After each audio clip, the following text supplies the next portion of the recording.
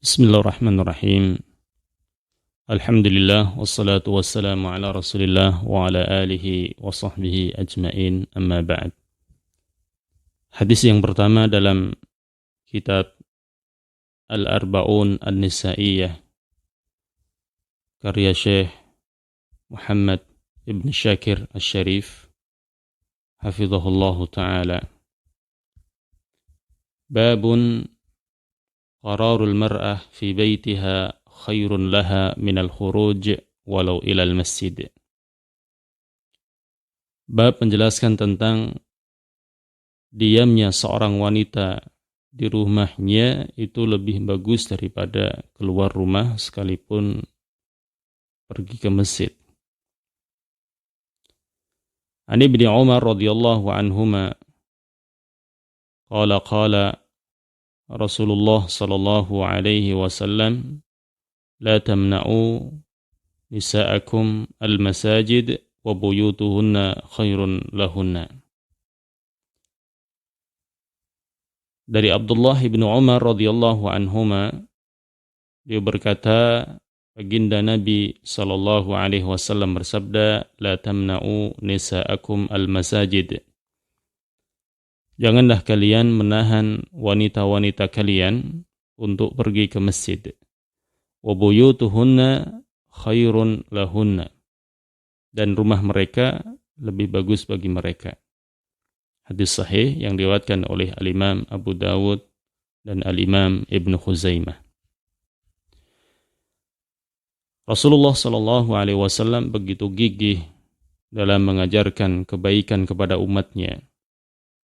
Dalam masalah-masalah agama, semua beliau sudah sampaikan kepada umatnya, baik kaum laki-laki maupun kaum perempuan. Apa yang boleh bagi keduanya, laki-laki dan perempuan, dan apa yang tidak boleh bagi keduanya dalam masalah ibadah, muamalah, dan perkara-perkara kehidupan, baginda Nabi alaihi salatu wassalam sudah menjelaskannya. Dalam hadis yang mulia ini, beliau menyampaikan, la tamna'u nisa'akum al-masajid. Janganlah kalian menghalangi wanita-wanita kalian, istri, putri, atau wanita-wanita yang ada di bawah tanggung jawabnya yang ada di rumahnya. Jangan halangi mereka untuk pergi ke masjid.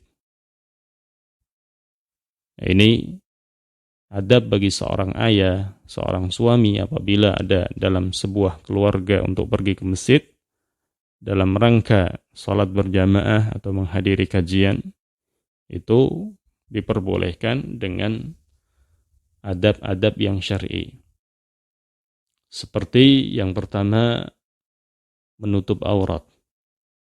Pakaiannya harus menutup aurat. Pakaian yang longgar, tidak memperlihatkan auratnya, kulitnya, dan seterusnya. Yang kedua, tidak memakai minyak wangi, agar tidak menimbulkan fitnah baginya dan juga fitnah bagi kaum lelaki. Kemudian yang ketiga, tidak mengeraskan suara. Apabila perlu bersuara ketika dia pergi ke masjid, baik dalam perjalanan atau ketika menghadiri salat berjamaah atau pengajian Islam atau hal yang lainnya, maka tidak mengeraskan suaranya.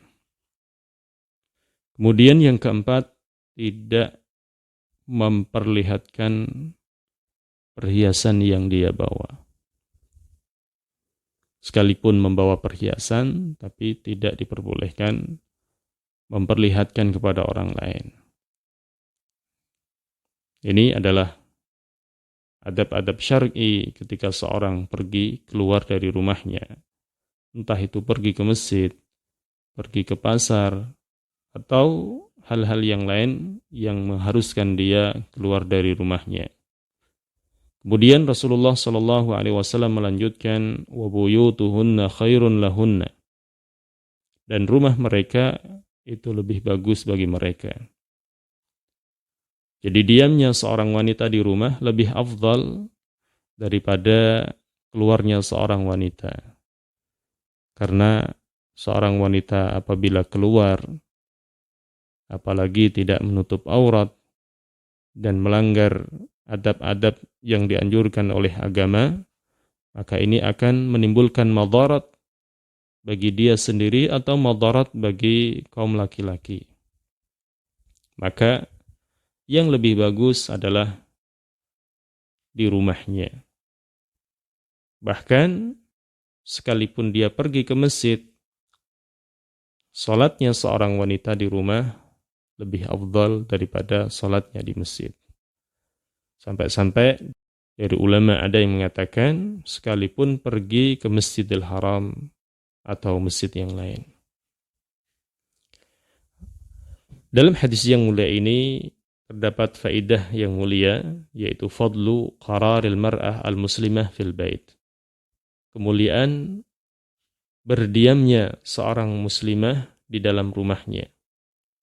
Wa irsyaduha ila adamil khuruji minal baiti illa lidh-dharurah awil hajah lima fi khurujiha minal fitnah. Dan dianjurkan tidak keluar rumah kecuali dalam kondisi darurat atau ada hajat yang penting sekali. Karena ketika seorang keluar dari rumah, maka tidak terlepas dari fitnah. Fitnah bagi dirinya sendiri dan fitnah bagi kaum lelaki. Demikian hadis yang pertama. Semoga bermanfaat.